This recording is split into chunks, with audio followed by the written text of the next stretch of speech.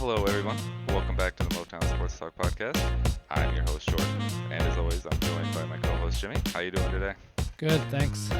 Good. I'm having a little technical difficulty, so I'm using a different mic today, so it'll sound a little different, but it's all right. We'll work through it, and I'll be back fine next week. So we've got a lot to talk about today, and the first thing I'd like to discuss is my previous article from last week for the Sideline Report, which I talked about if Cory Undlin can have the same type of success that Daryl Bevell did in his first season, which taking our offense and taking third string players and actually making a lot of production. When we had a lead, I think in, I want to say 12 games last year, I'm pretty sure I'm wrong on that, but we had a lead in almost every single game and we squandered them in the fourth quarter due to our defense. So we're hoping that Cory Undlin can bring that type of turnaround to the defense this year. So what were your initial thoughts when you read the article, Jimmy? Well, I love that you brought in Daryl Bevell and brought him into the equation here because he was a fantastic hire last Mm-hmm. year. The year prior in 2018, Stafford had maybe the worst season of his career. Yeah. Most of that might have been related to his back injury, but there are Jim Bob Cooter offense issues as well.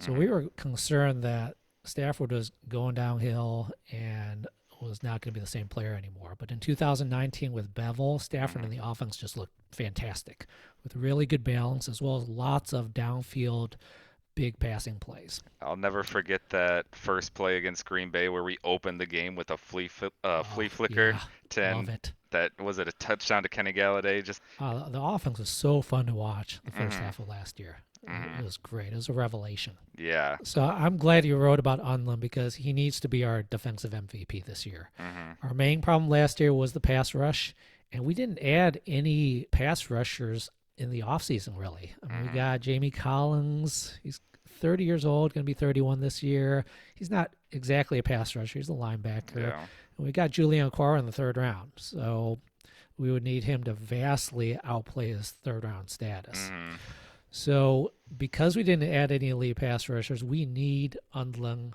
to hopefully add some creativity to our pass rush schemes. So if Undlin can have the same success as Daryl Bevell, then we are in great shape. hmm But the difference here is that Patricia's a defensive coach. So it's unclear how much control and influence Undlin's going to have on the defense. My hope is that he has a lot because Patricia just hasn't shown enough creativity and adaptability in scheming a pass rush the past couple of years. It's hmm been a very disappointing. That's been the number one disappointing thing about his schemes. Yeah. And I don't know if you've seen on social media, but Darius Slay's come out recently and claimed that Matt Patricia doesn't hide his coverages at all. Whether if it's a man, he's always following the wide receivers. So yeah, like you said, he has very little creativity in his defensive plays.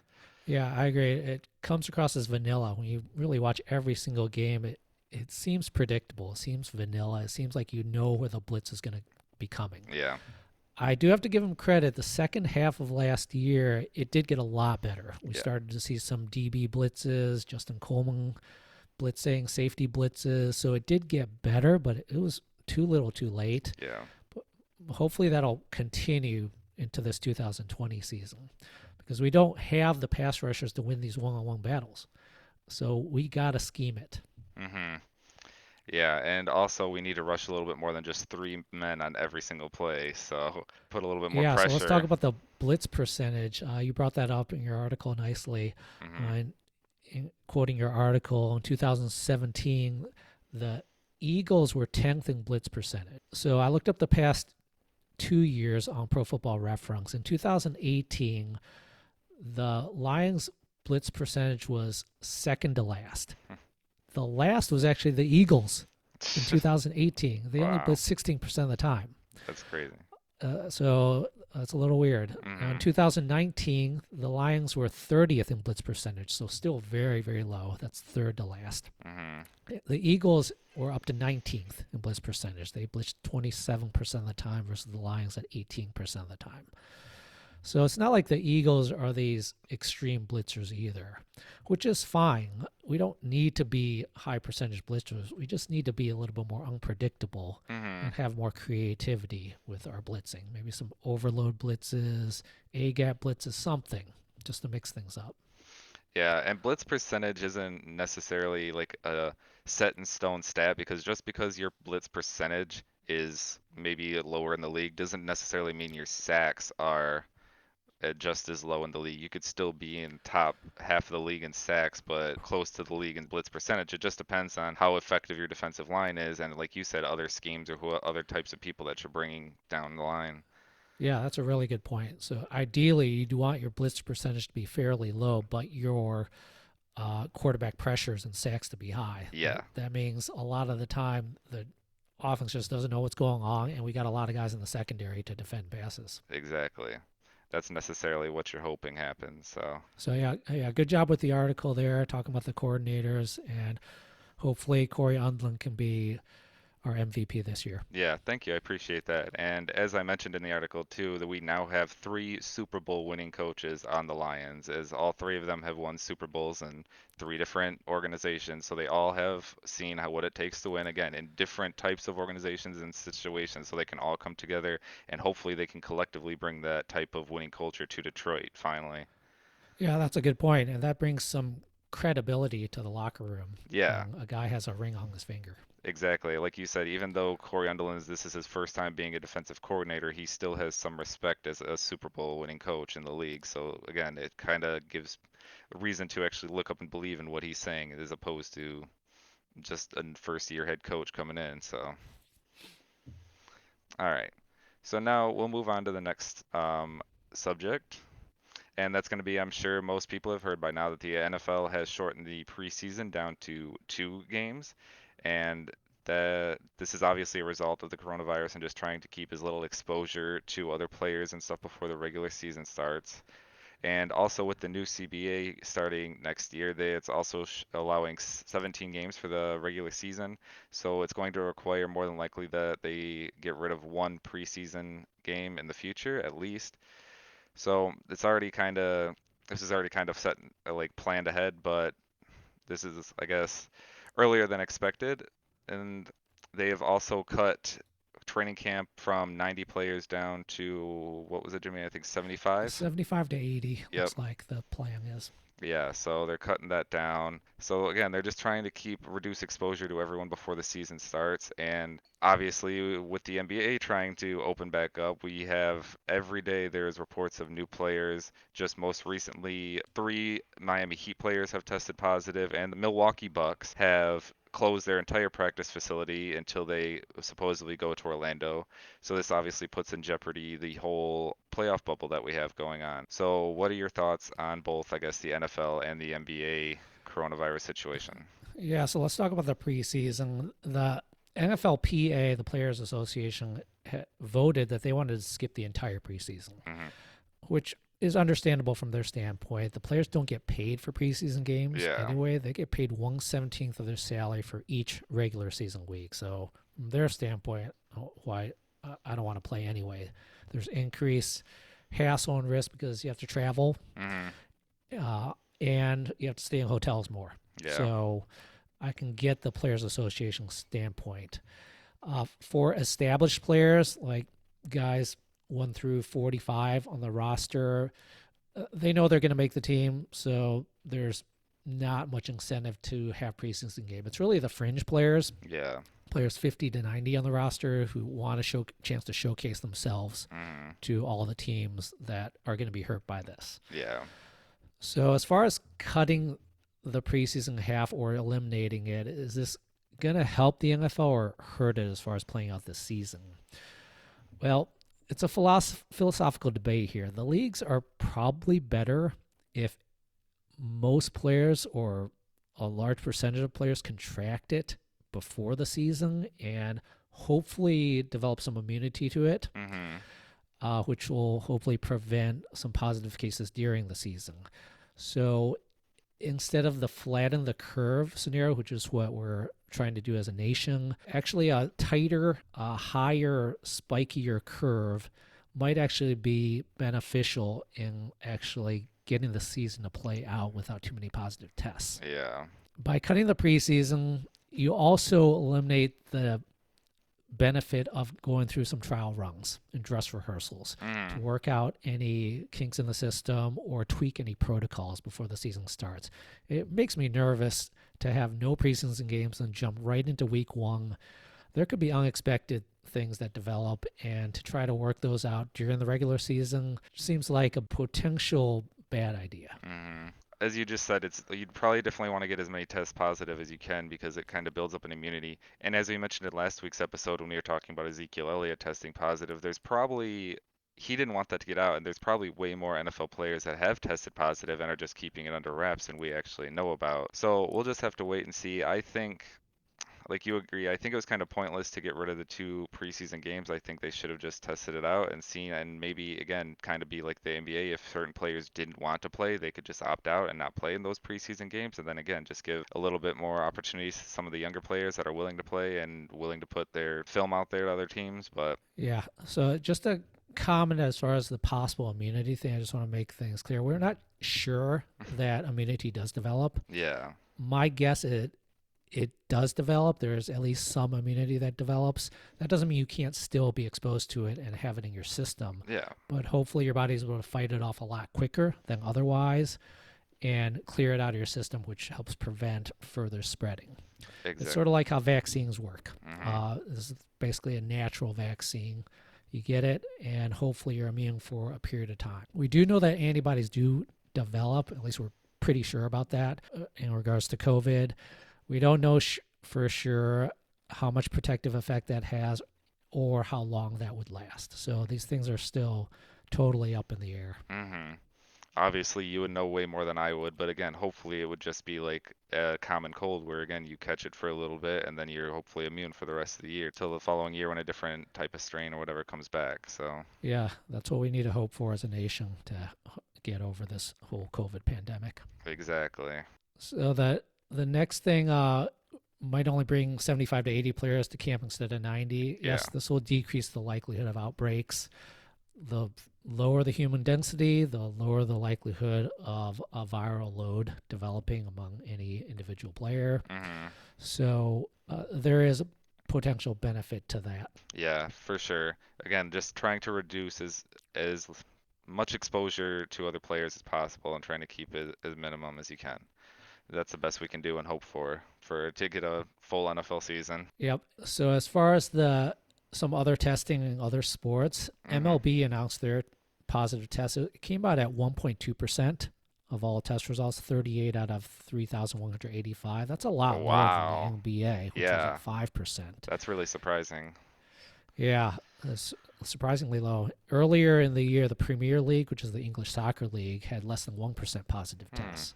So hard to know what to make of all these numbers at this point, but it was a good sign that the MLB was only at 1.2%. Although there was just a report today that the Washington Nationals hadn't even received their test results back yet. So we may find out some more positive tests over the next week or so. Yeah, as teams start getting their test results, we still may see that number increase, but still out of, what did you say, almost 3,000 or? Yeah, 3,185. There are only 38 positive tests Yeah, so far. that's an extremely low number for that amount of players. So, but again, as you said, that we might not have the teams may not have the confirmed results of all those players yet. So we could see that increase, but we'll just have to wait and see. And I'm not for sure, but I'm assuming they're not. Do you know if NFL teams are going to be doing any type of open training camp, like open to the public at all? But I'm assuming that would be no. Yeah, I don't think they've decided yet.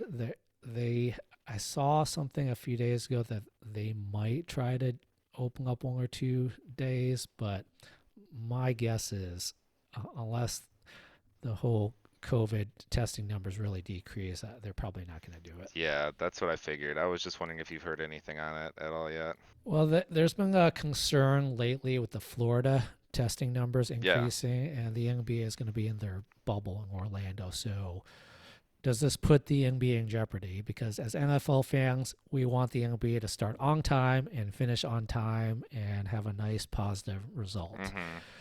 We don't want their season to get derailed or canceled. So the number of new positive cases in Florida has significantly increased recently, but that number by itself, again,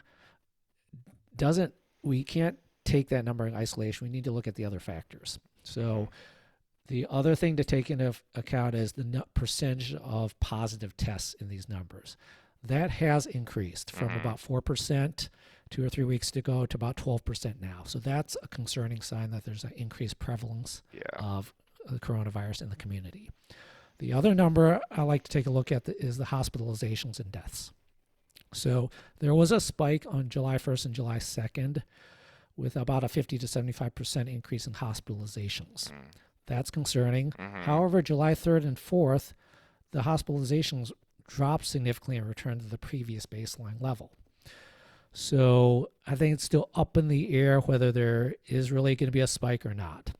Now, the death number was constant since about April, but there was a spike developing on July 1st and 2nd as well. But July 3rd and 4th, it returned to baseline again. So the hospitalization and death numbers, there are some optimistic signs. We're not going to really know because these can be lagging indicators. We're not going to really know for sure if there really is a spike until about 1 or 2 weeks from now. Yeah, exactly. And hopefully that'll be right around the time when they're getting ready to go down to Orlando. I think they're reporting around the 20th or 22nd. They said their teams are supposed to be reporting. Yeah, the NBA season's supposed to be starting the 31st, so we're only about 3 weeks away from that. Yeah. And so I think they said they're supposed to start reporting on the 22nd or 23rd so they can start doing scrimmage games and practice and stuff like that. So yeah, about 2 weeks, I guess we'll have to see the numbers, and then that'll be the real test. Again, this is a big determination to see if the NFL season's actually going to happen, if the NBA can go smoothly, and hopefully there's no big spikes or anything like that. It's yeah. As we've also mentioned before in the last episode, I think the biggest factor, I'm pretty sure the NBA season is going to happen no matter what. And I have a strong feeling the NFL season is going to happen no matter what, unless there is a big increase in numbers or possibly like a death or a serious hospitalization among a player or coach or something like that. That's the only way I see it really derailing anything, or unless just majority of players opt out or strike or something and say they don't want to do it. That's the only way I would see both seasons not realistically being played out. Yeah, as far as players opting out, that's a good point. We've already seen at least 4 NBA players opt out. And the NBA is a lot different than the NFL because they have guaranteed contracts, and the size of their contracts can be enormous. Yeah. So there's a lot more incentive. It's a lot easier for an NBA player to opt out from a financial standpoint.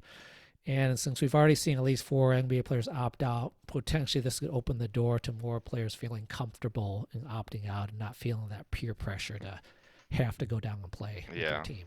Exactly. With the NFL, though, with the non-guaranteed contracts and the shorter careers, I see a far fewer percentage of players opting out. But that'll be an interesting thing to keep an eye on going forward. Yeah. And it was the same. It's kind of the same thing when they were talking about the CBA negotiations. As a lot of obviously the bigger name profile players, the stars can either opt out or not play because they've made their money and they're financially set. But it's almost, I think 80% of the league is bubble players or fringe players, and that's pretty much who needs their money, or they don't have, like you said, guaranteed contracts or rookie contracts, and they need that money. So like I said, I'm guarantee in the NFL, it's a lot more players are going to be playing as a resort to opting out. Right, and they're used to taking risks with their bodies. Mm-hmm. I mean, the NFL is a high risk game, Yeah. so that's just part of the culture there. Exactly, they risk their lives pretty much every time they go out there. Their bodies, we've seen. Ryan Shazier. Thank you, Ryan Shazier, most recently, who was significantly injured and was brutal. Yeah, and is still. I mean, obviously we've seen him improve. He's actually walking and everything now, but yeah, that was brutal to see, and people said he might never walk again. So that's just the most recent of a long line of, again, significant injuries that you put yourself when you're going out. So this is just one more risk, I guess, to add to that list. Yeah, thankfully, it doesn't appear that any NFL player has had any severe issues with COVID so far, and their young age and healthy bodies make them low risk as far as severity. So that's good. Yeah, that's the thing about these athletes is they're almost all these teams have they pay the top dietitians and nutritionists and doctors to make sure they're getting the right supplements and keeping up and eating the right stuff to keep their bodies healthy. So if anything, these pro athletes are probably better set up than anyone to protect themselves against it. So we'll move on to our last subject of the day, and that is a little bit of this cancel culture and the result of all that's happening in the world right now. FedEx, who has the naming rights to the Washington Redskins Stadium, has publicly stated that they want the Redskins to change their name. And it has been spoken about for years that even before this, that the Redskins is kind of a slur against obviously Native Americans and everything like that. So they've been talking about changing it for years, but FedEx has finally stated that they want the name to be changed. And Dan Snyder, he stated they're going to look at all avenues and discuss possible name changes. So I guess, what are your initial thoughts on this whole thing? Yeah, you're right that this name change thing has been a topic of discussion for years. And I was always a little curious why Daniel Snyder wouldn't want to go ahead and just change the name. If I Yeah, had just bought an NFL team, I'd love to pick a brand new name and just put my own stamp on the team. right. But apparently, maybe Daniel Snyder was a lifelong childhood fan, so I could see that being a reason not to change. Like if I bought the Lions, I probably wouldn't want to change the team name. Of course. But if I bought any other team, like the Packers or something, yeah, I'll change it. Of course. I'll take any chance to change the name. So as far as the new name, given the current climate, I predict that this will be the least controversial name in the history of sports. So here are some possible options: Washington Unity, Washington Planet Earth, Washington Water. Something that's just so non-controversial that no one can complain about it at Yeah. all. Yeah, what are your thoughts about a possible new name? Honestly, I haven't really given it too much thought. I figured they'd probably just like go with another random animal, some red animal to keep the same color changes. But yeah, like you said, they're just gonna pick something that's gonna be the least controversial. Yeah, I thought like the Hogs might be a good name because that harkens back to a couple decades ago when their offensive line was nicknamed the Hogs. Mm, But I don't know if there are any political connotations with Hogs, so I don't know. Anything that is potentially at all controversial is going to be out. yeah, I'm not one of those people who is all cancel culture or whatever, but I'm sure I feel like even if we pick up some type of animal, someone's gonna come say that's some type of Right. Even animal. animals Yeah. can be dangerous right now because you got animals on endangered lists. It's going to Anyone be anyone will tough. make anything a controversy now. Like you could say anything wrong and it'll be a controversy. Right. So it'll be really interesting to see what the new name is going to be. Exactly. I have no idea. And like I said, I feel like they're gonna try and keep the same color scheme. That way, if Yeah. fans can keep the same shirts, if it just says Right. Washington or something like that. I don't know, but Yeah, this is a great opportunity for the Redskins to sell a whole bunch of new jerseys and a whole bunch of new paraphernalia. So, exactly. uh, I mean, from their standpoint, there's no harm done. There's no reason not to go ahead and just change the name. Yeah. Financially, it's going to be profitable. Cultural standpoint, it's going to be widely viewed as a positive thing. Yeah. There's not much reason not to go ahead and just do it. Yeah, personally, I hate when they do that. Like the Lions have changed their logo like 3 times, or not the logo, but the name font like 3 times Oh yeah, recently, and it's so annoying when you buy shirts or something like that, and they've got that right. old font, and it's like, man, why'd you have to change it? Yeah, I know. I like the last font. Yeah, I The thought that was sort of really cool. yeah, it had sort of a flair to it. It sort of looked like a lion mane or a lion tail. I thought it was great. And they Yeah, changed to this new blockier font. I really like the previous one. yeah, I agree. I thought it was much more stylish too, but apparently, again, they're just trying to go for as plain as non-controversial as possible. One thing, I guess, is being thrown out as a possible name. There's someone posted the Washington Red Tails as a possible name change, and it's kind of got the exact same color scheme and everything like that. So Yeah, wasn't that in reference to? it says the name Red Tail celebrates the World War II Tuskegee Airmen who were the first African American military aviators in the U.S. Armed Forces. The nickname Red Tail comes from their planes, which had a distinct crimson tail. Yeah, I'd be nervous about really any kind of name that alludes to any kind of racial issue at this point. It's, Yeah. in my opinion, it's just too dangerous. Stick with something safe like the red feathers or something, or the just red. Just call Yeah, call her red. the Like Washington Reds. I mean, they yeah, hey, like that's the Cornell. yeah. It's the big red. They got the So baseball maybe team, isn't that the just the Reds? Isn't pretty sure. Oh yeah, Cincinnati Reds. Yeah, So I there you go. guess they can't be the Reds. Yeah. Yeah. So I mean, hey, there's two Cardinals. There's MLB and Giants. There's right, MLB and NFL. right. So Yeah, maybe they could just be the Washington Reds. That's the most, yeah. Or the Burgundies. yeah, just the most plain name ever. Right. Well, I guess that's gonna do it for us today. I want to thank everyone for tuning in, and we'll see you again next time.